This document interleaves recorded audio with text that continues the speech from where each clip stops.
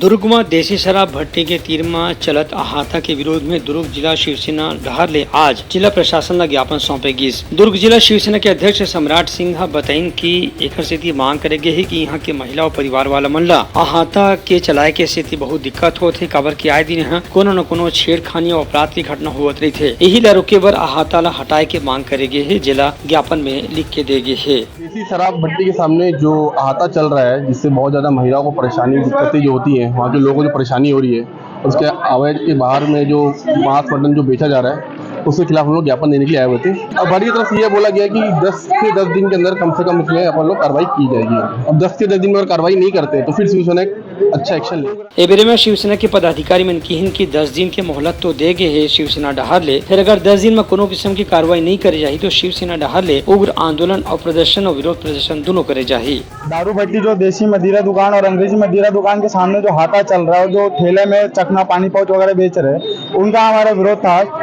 क्योंकि अगर उनकी प्लास्टिक खा के गाय का तबियत खराब हो रहा है, उनके पेट में गैस बनता है जिससे उनको बहुत ज्यादा हानिकारक होता है झिल्ली वगैरह खाने से।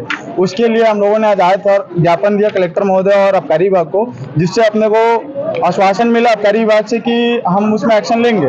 और कई जगह हम लोगों ने नाम भी बताया है जहाँ जैसे मटन बेचते हैं और सुअर का मटन काट के बेच रहे हैं, ऐसे ऐसे जगहों को हम लोगों ने चिन्हांकित भी करवाया है वहाँ आबकारी विभाग अशोक सिंह के पास।